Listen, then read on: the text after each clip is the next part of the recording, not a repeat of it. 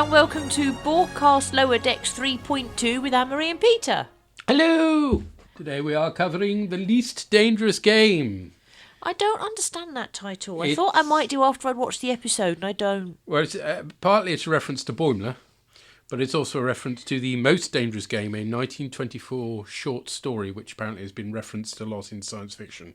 Oh. Yes, I wouldn't know. But anyway, it makes sense in the context of Boimler, doesn't it? Yes. Dulane has a thermosphere that's messing with charged ions, so transporters are out of the picture. Instead, they've built a system of orbital lifts, one of which is malfunctioning. So it's a broken down space elevator? They're not elevators, they're orbital lifts!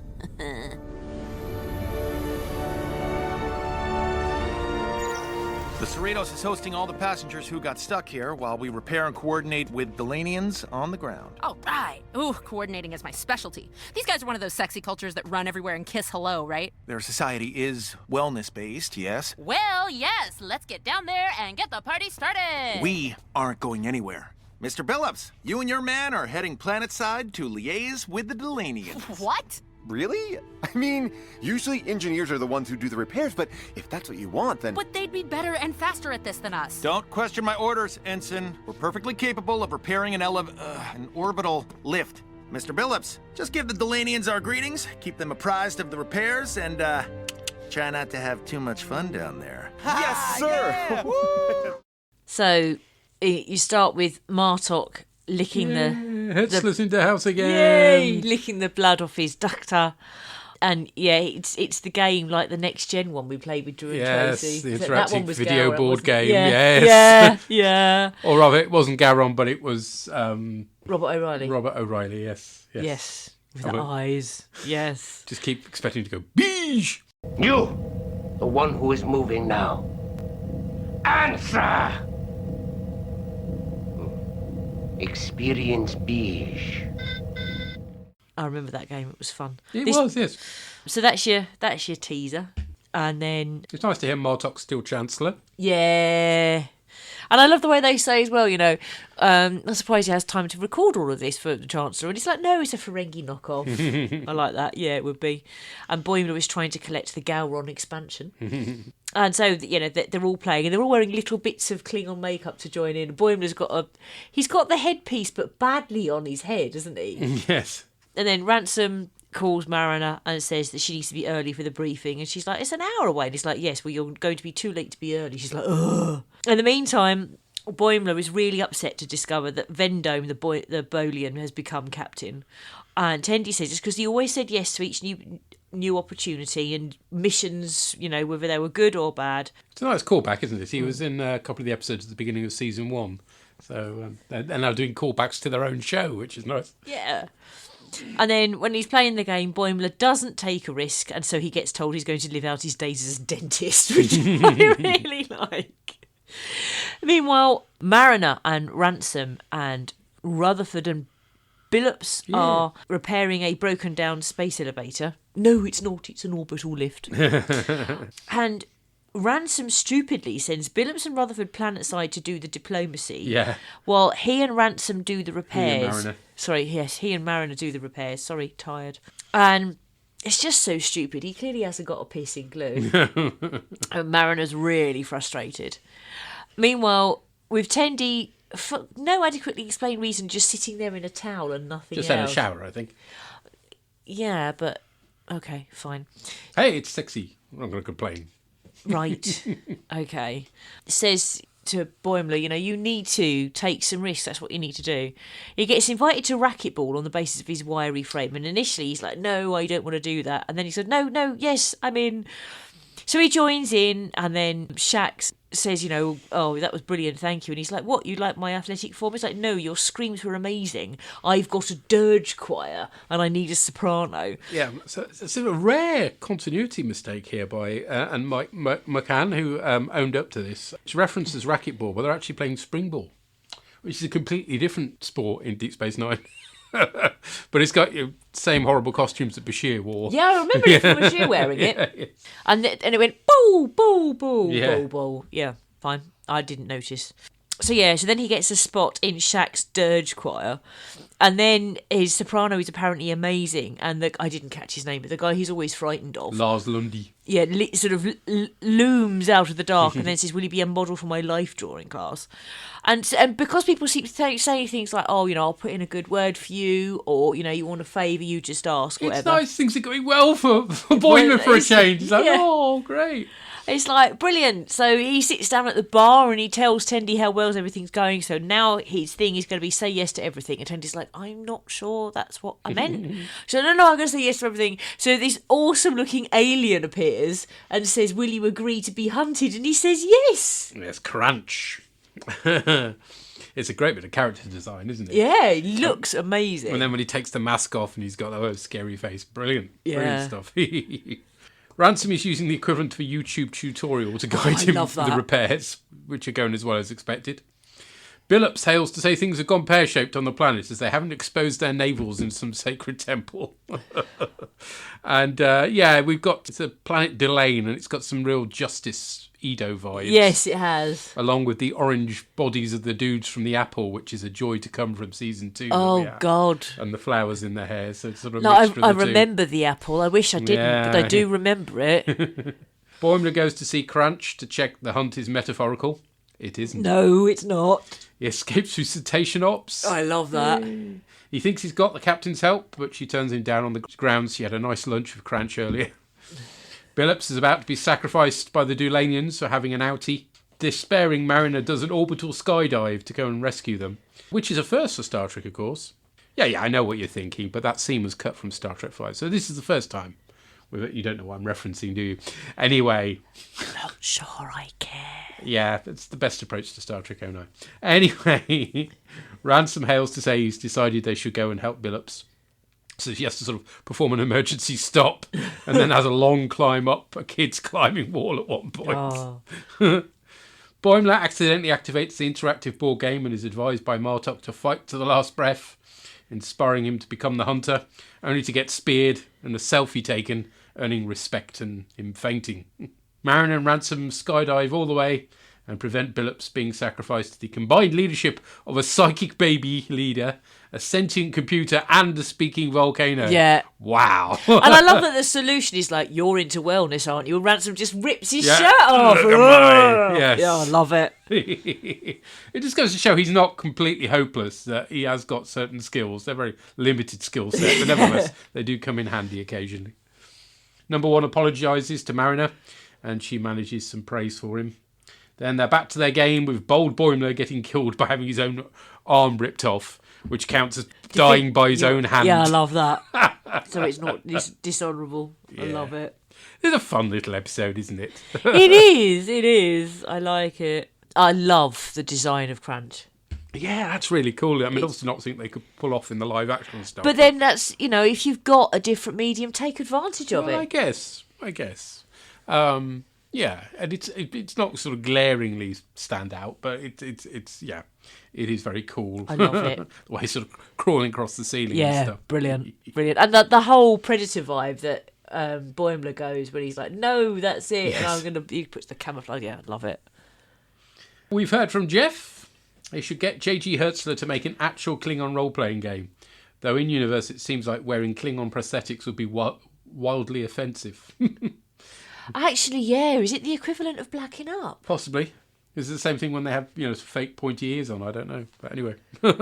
I'm just thinking, if you think about it from the perspective, if you was an alien and you had a particular feature that was different from those around you, and then everybody wore that feature, whatever it was. Yeah. Yes, it's possibly slightly insulting, but there we go.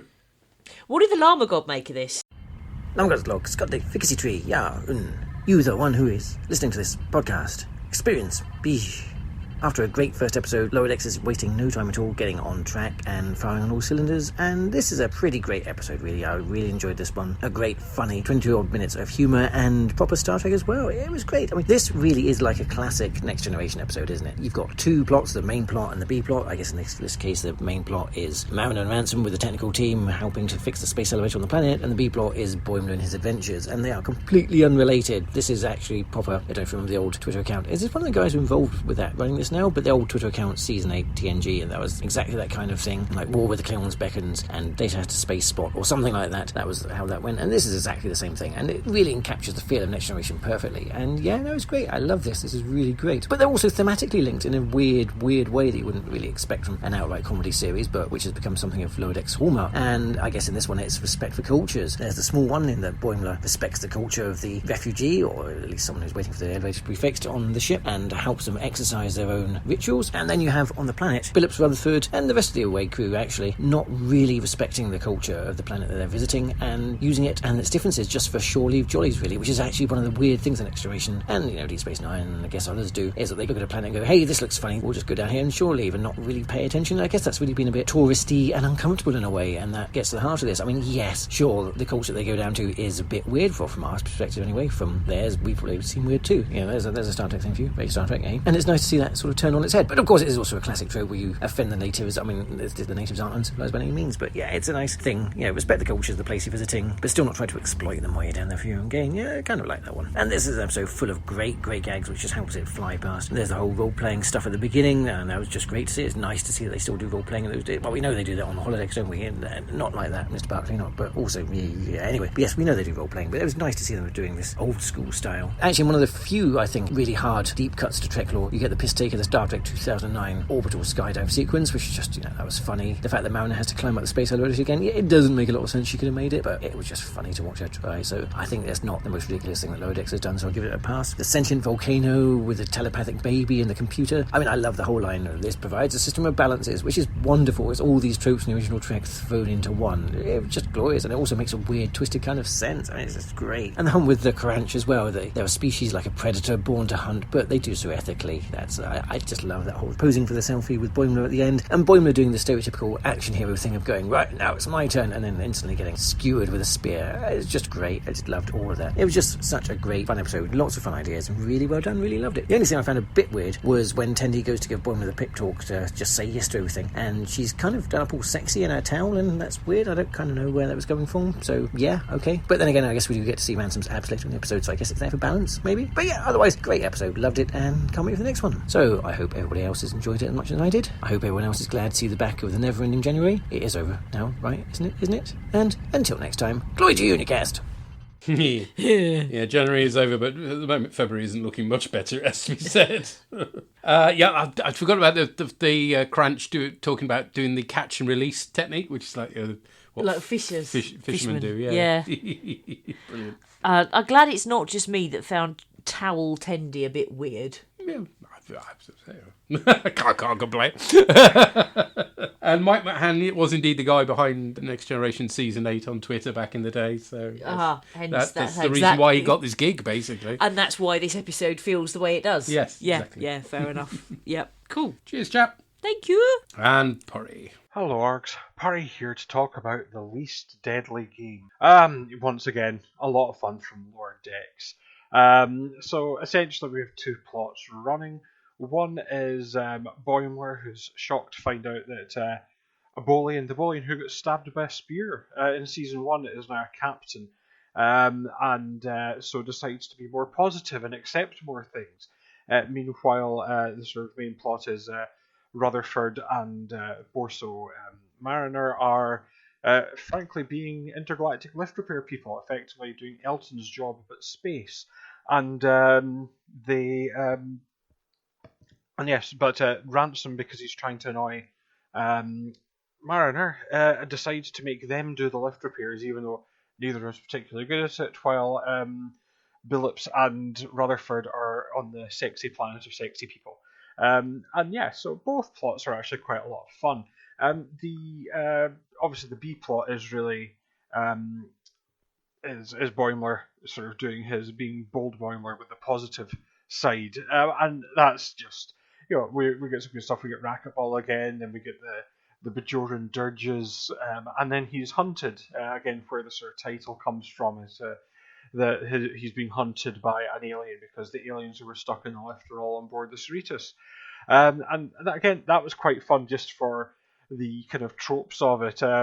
You do see him yeah, I particularly liked when he goes to Freeman and says he's being hunted, and then she says, "Oh no, I had a nice brunch with him, and you better get running. He's fast." So that was just some lovely little bits, and yes, he does his turning to the hunted only to the guy once he stabbed through, so you were good prey, but I have notes. That was a lot of fun, and he was just doing it for the selfies. And of course, we have the Star Trek 09 joke with the parachute jumping with Mariner. We see that that's part of it, but she's just there sort of being annoyed, and in some ways Ransom is being unreasonable. But I also like the way the things played out in the planet with that suddenly goes horribly wrong, and the rulers are a psychic baby, a computer, and a sentient volcano. And the way they kind of said, "Oh, that's overkill." So overall, I mean, again, it's insubstantial, I'd maybe say, but this was just a lot of fun. The fact that they are actually remembering that Ransom is, to an extent now trying to make Mariner's life less pleasant, but that they are sort of bonding to an extent, even though, like I say, she does her parachute jumping is to run up a whole load of stairs. That was kind of just daft. And Ransom doing like the exercises and doing exercises, but similar, both of them doing things that they're not particularly well adapted for. And of course, the other thing, and how can I forget it, is their version. Was it Batless and Bitax or something? The Dungeons and Dragons thing with J.G. Hertzler coming back as Martok, being their games master, the sort of automatic games master, and even down to things like the purchasing of the DLC, the fact that some of the when Boiler's told, "No, you're going to, you retire and end up as a dentist," everyone goes, "Ooh, harsh." So yeah, I mean, I kind of want to play that, if I'm honest. I wonder if that's what the Klingon expansion of Star Trek Adventures is like. But I'd really like it with Martok doing the shouting. So yeah. So overall, like I say, it's a random selection of weird things happening, but it's so much fun you're willing to just give it the benefit. And I mean, I think part of the joy of Lower Decks is I just like spending time with these characters. So yeah, I had a lot of fun with this. Good stuff. So all that remains to say is do keep up the good work. I always look forward to the podcast, and I'll get back to you on the next one. But until then, bye for now. Bye. Yeah, Elton's job in space. I like that. Our friend who's a lift repairman. Yes, I like the fact that Ransom's being fleshed out a bit more, if you excuse the phrase, considering how much we see of him in this. He's not, he started out as basically a bigger jerk version of Riker, which, wow. But actually, even he's now sort of becoming slightly sympathetic, which is nice. So, yeah. Oh, and of course, yes, the computer game's done by Ferengi, so there's going to be bound to be loads of DLC. Yeah. Cool. Yeah, I mean, I think insubstantial is probably true. Hence, these podcasts tend to be somewhat shorter. Yeah. But they're fun. I love them. Yeah. They just give me a big smile on my face. Yeah, they're great fun. So this just gives us an excuse to rewatch the season, to be honest. Yeah. Next up, we have something about clouds. Yes, mining the mind's mines. Mining the mind's mines. Yes. But we'll be recording that in 3 weeks' time because we're off on Hollybobs in a couple of weeks' time. So that's Thursday the 23rd. And next week? Next Thursday the 9th, we'll be covering the original series, is Friday's Child. Is that a good one? Confusingly recording on Thursday. Oh, dear. I liked it a lot back in the day, but I'm not sure how well it's aged. Oh. Yeah, but it's got some good McCoy stuff in. But, okay. We will see. Yeah. Okay, we'll catch you next time. Cheerio, bye. Bye.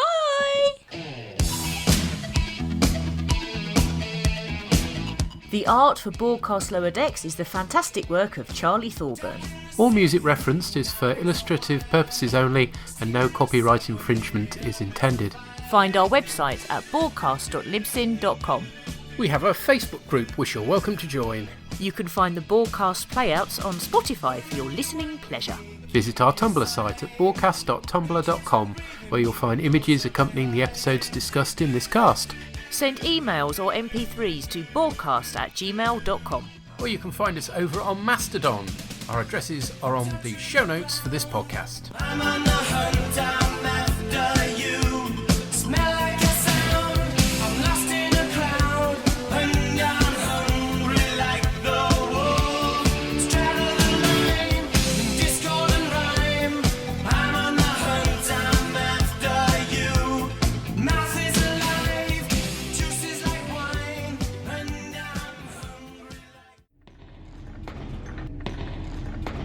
Shut it down! Experience Beige and learn the strength of a Klingon.